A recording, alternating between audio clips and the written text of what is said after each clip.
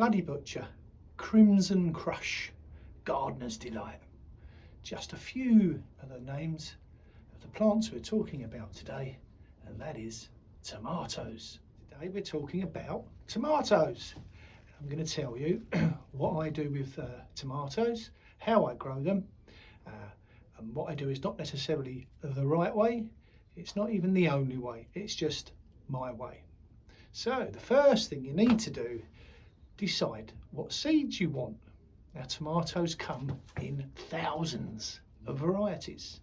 Do you want red tomatoes, black tomatoes, even white tomatoes, yellow tomatoes? Do you want large beefsteak tomatoes? Do you want small cherry tomatoes? The list of tomatoes is endless. Do you want heritage varieties, or do you want the more modern blight resistant varieties? Well, the choice is yours. Let me tell you what I'm going to be growing this year. Firstly, I'm going to be growing Crimson Crush, which I grew last year. They were a very nice tomato. They are blight resistant. I grew them in the garden because they are blight resistant, but you can also grow them in the greenhouse as well. I'm growing Mountain Merit, which is a larger beefsteak kind of tomato, and I should be growing those in the greenhouse as well. And I'm growing what is one of my favourite tomatoes, which I grew last year for the first time, and I grew it because I loved the name, Bloody Butcher. And this is a heritage variety, which means it's an old variety.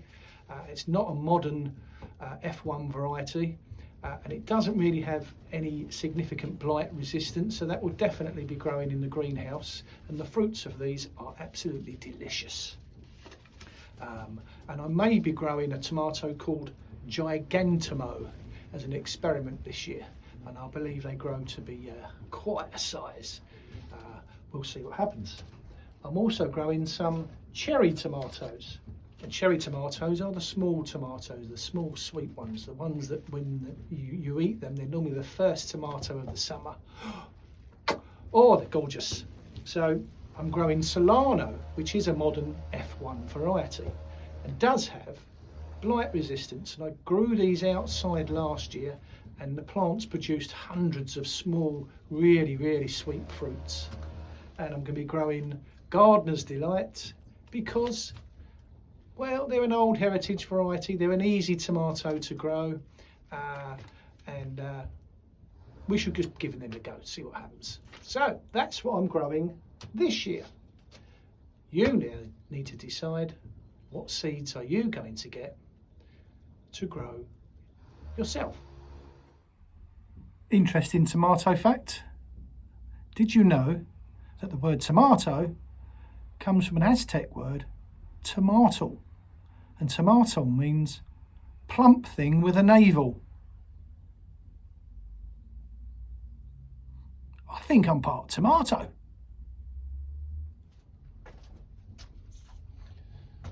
Okay, so you've made a decision. You've picked the seeds that you think you would like to grow. Now what do we do? Well, first thing you need is some compost. And I always like to riddle the compost, whether I've made it myself, or it's come out of a hot bin, or out of the wormery, or if it's commercially bought. I always riddle it, especially with seeds, because I don't use a proprietary, that's a big word, seed compost, which is quite fine. So I always riddle it. As you can see, the compost comes out quite fine. So, we've got the compost, we've got the seeds. Now what should we do? Well, you need something to grow the seeds in. These are perfect. Food containers. You're only starting the seedlings off. You're going to be pricking them out in the not too many weeks' time to pop them on, so perfect for starting seedlings. What I like to use are these lovely little trays, which come with a lid. So I'm going to be filling one of these with the compost.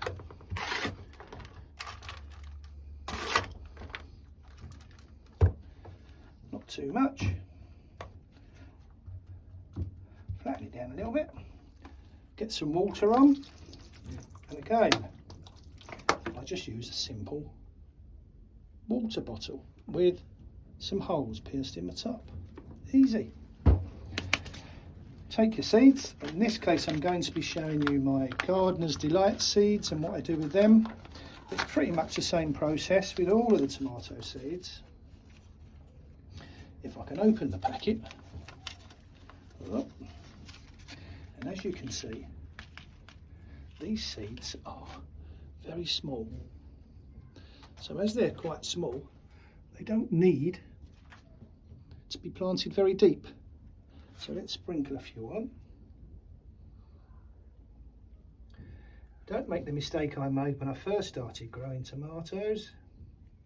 I put the whole packet in and I had more tomato plants than I knew what to do with. I couldn't give them away.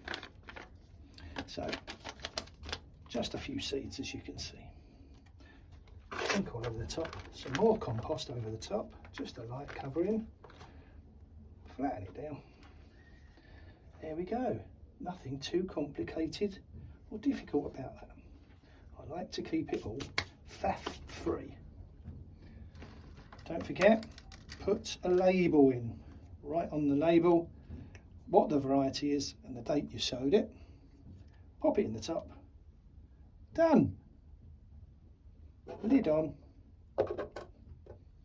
Seeds sown. Go. What happens now? Well, depending on what time of the year you sowed these seeds, if it's later, as in March, and the weather's starting to warm up and the daylight is drawing out, you could just pop them on the windowsill until they come through as little seedlings. Or in the greenhouse, you just put them on one of your racks. They won't take long, a few weeks they'll be up. What I've done in the past is to use one of these. This is a little heat pad, a little heat tray. Plugs in one end. These sit in there. I believe it took 6, and it gives a little bit of heat into the compost to encourage the seedlings to germinate, which is great. However, if there's not enough daylight and they germinate, they will tend to stretch, which is called getting a bit leggy. And they get leggy because they are searching for some light. So you could have one of these. You could also couple this up with some grow lights, which I have, and I'll show you what I've done with those grow lights in a while. Another interesting tomato fact: in the Guinness Book of Records it says that the most fruits harvested from one tomato plant in a single season is 32,194. Beat that! Oh, a little confession to make. I've already started growing some tomatoes. Late December I planted them. I put the seeds in, and look what's happening. I think they need to come out of here soon, be potted on individually. Again, I'll show you what happens and how I do that and why I've started these so early. Now I have some tomato seeds that I started around about mid-December, which was very early. The reason for that is very simple. It's an experiment for me, and I wanted the tomatoes to be ready at the same time as the cucumbers, because I always find that cucumbers, when I grow them in the greenhouse, tend to mature and be ready a lot quicker than most of the tomatoes I plant, around about a similar time. So I thought if I get a head start, the tomatoes may be ready at the same time as the cucumber, and then I can have a complete salad instead of part of one. So there's 2 varieties in here, and the interesting thing is they do look very different. These leaves are what's called serrated. You can see the pattern. And the leaves on this variety are potato-leaved. And they do look very much like a young potato plant. So I'm going to take them out of here, and I'm going to pop them on to one of these pots. And this is what I do. I'm going to take some of these out. And ones I'm taking out are Crimson Crush. They're the ones with the potato-shaped leaf. Put those to one side. I'm going to pop them there. Put some compost into one of these much larger pots where they will live until they're ready to go into their final positions. So some compost in. Take that bit out. I shall make a hole with my thumb, get as far down as I can, because that is where I'm going to put the tomato plant. So let's separate these out. I always like to try and get all of the plants. I don't like it when one of them doesn't make it for whatever reason. So carefully pop with the roots into the compost, and I'm going to plant it deeper. I'm going to plant it up to the first leaves. You can plant beyond the first leaves, but up to the first leaves, because if you have a look at the plant, there are lots of hairs, and if you plant deep, these hairs will become roots and make the plant much stronger. So I'm going to plant it deep in there. I'm going to sit him in the middle, nice and secure, a little bit of water. And with tomato plants, I always try not to get water on the leaves. Now at this time of the year it's not such a problem, but certainly later on in the year when they're growing away, water on the leaves can encourage the blight. So I try not to water the leaves at any time.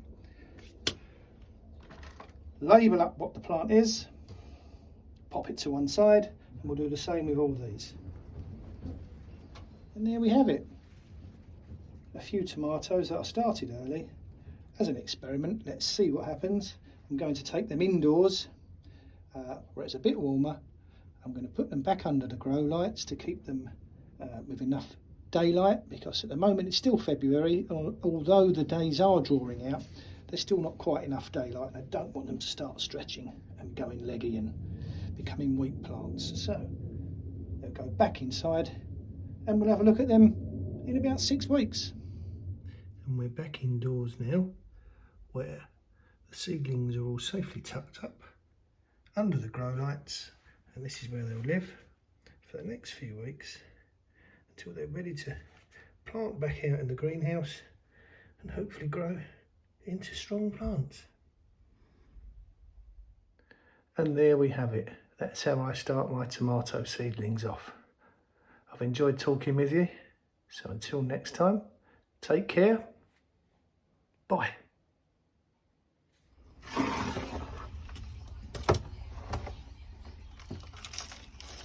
Good job. Is it full up nearly? Good job. Is it full? I think so.